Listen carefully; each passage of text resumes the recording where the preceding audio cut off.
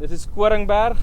Right through here, it's very vague, but you can see Table Mountain, but it's really cloudy today. So it's if you don't know where it is, you're going to struggle to see it. But straight like this, so this is south basically.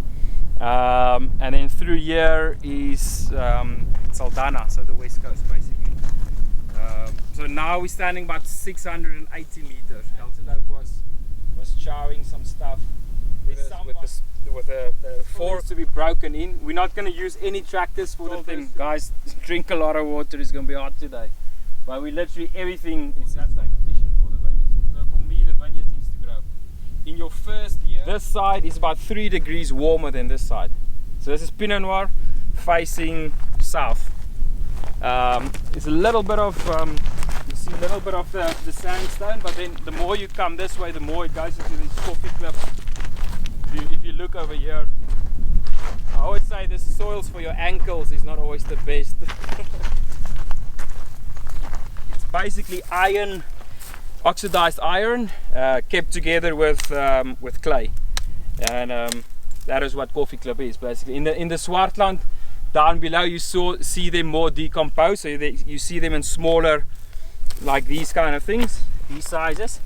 Here, because it's virgin soil, we took out. So these things we took out, they still small. Saldanha, and then it comes up to the coastal, or the Dwarskerspels, Elandsbaai, just behind there.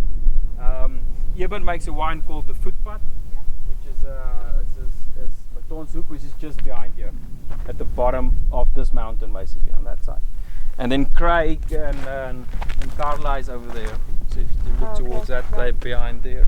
There at the back is the Picanierskloof Kloof mountain. To see the sunset in the Swartland, I can guarantee you. So this is where the name comes from the farm.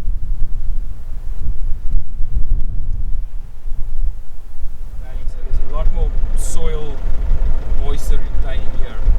If you look at the growth of this compared to that side, they're a lot more vigorous. Yeah, we kind of moved up here around April. The cellar basically we moved. I think the last stuff we moved about about 2 weeks ago, I guess. There's still a bit of stuff to come, but yeah, it was quite a job because it was nothing. It basically looked like everything on that side of the road.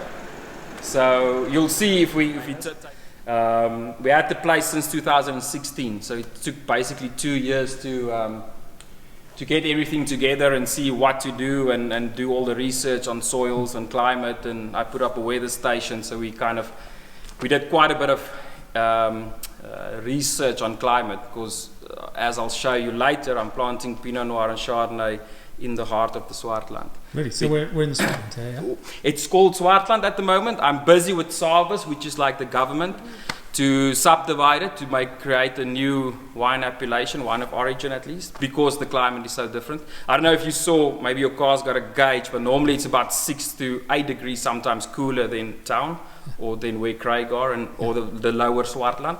So much cooler, higher rainfall. I mean, you can just look at your natural growth around, it's quite different.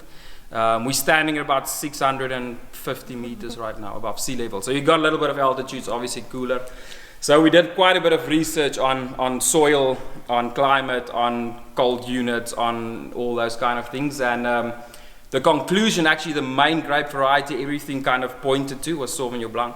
So everyone, and that is what that is. So I said, okay, I've got about 14, 15 hectares I can plant, say 15 hectares.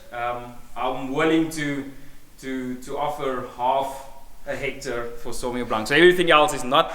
And then everyone, so all the viticulturists, all the soil scientists, everyone that was looking at weather, it all came back to Sauvignon Blanc. And I was like, I really don't want to plant Sauvignon Blanc.